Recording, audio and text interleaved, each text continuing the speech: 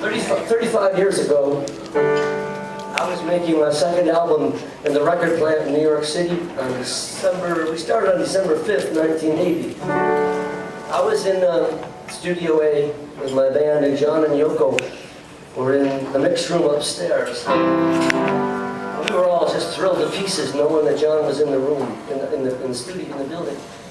And on Sunday night, December 7th, 1980, we got a phone call about midnight.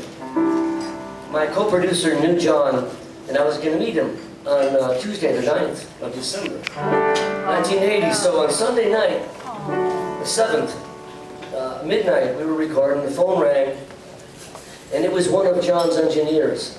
And he said, "John's out of guitar strings. Do you have any he could borrow?" John Lennon needs guitar strings, so we went diving in our bags, and I got some strings out, and I was going to put a little note, to John, "I love you, thank you for all the music." And I thought, I'm going to meet him Tuesday night, I'll tell him, it's too corny, I'll tell him in person. So we sent strings up about midnight, and the next day we came in about 4:30. I've got a track sheet for the day. We were in at like 4. John was in at 7. He was mixing a song, a Yoko song called "Walking on Thin Ice." Great song, great recording. And his engineers told us that John played from midnight to about 4 or 5 in the morning. The last thing we ever recorded. And so about 10:30 at night, our phone rang in our studio, and I'm playing this Steinway piano that John played many times. It was a record plant. The record plant was a legendary studio, and many Springsteen's "Born to Run," Bruce played that, Roy Bittan, David Bowie, Elton John, all these. But the John Lennon played it meant the world to me. I'm a kid who was 8 years old and took piano lessons.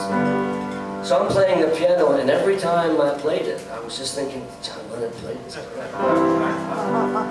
Anyway, so 10:30 the phone rings, and my co-producer, Tom Panunzio, good buddy, he knew John. They'd worked together many a time, and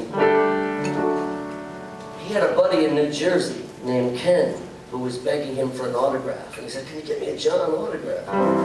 So Tom knew that we did a favor, and he asked a favor in return, and he asked the engineers, "Tell John that the guy who gave you the strings last night would love an autograph. His name is Ken."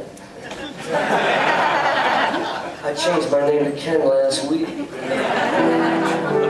So 10:30 phone rings, we were recording, and Tom said, "I'll be right back." He goes out, this is December 8th, 1980. He goes out, he meets John by the elevator because they're going home. And he gives him a hug, and John writes on this piece of paper, "To Ken, thanks for stringing me along. Love, John." Drew a picture of his face, 1980, and a peace sign. Forever the Liverpool. And one thing that nobody knows, the record plant hired a security guy to watch John when he was there. His name was Bobby. Black guy, about 6'5", 300 pounds. And him and I hit it off. And the next day, anyway, John gave me the autograph, he gave him a hug, and he went home. And 5 minutes later, he was shot. The next day, we came in, and Bobby was heartbroken, and he told me, I don't know where he is, he's probably gone now, but he told me, when they got in the elevator to come down to leave, John was in the greatest mood. Because he said, Bobby told me this, he said, Yoko was finally getting some respect. Double Fantasy was #1 around the world. And John said to him, Bobby, let's go out and have dinner and celebrate. And Bobby said, I'd love to, but I'm sick to my stomach. And John put his arm around him and said, you go home, we'll do it later in the week. So instead of him going to dinner with John and taking him home, he was sick. God bless. I'm going to sing a song that I recorded last summer. I went in to make a piano album. I've always wanted to do it. And it turned out that 34 years later, this piano, the very same piano, was in the studio and I got to play it. And it gave me chills every time I did. Beautiful piano with a sound of its own, but that John played it. It brought all that back to me.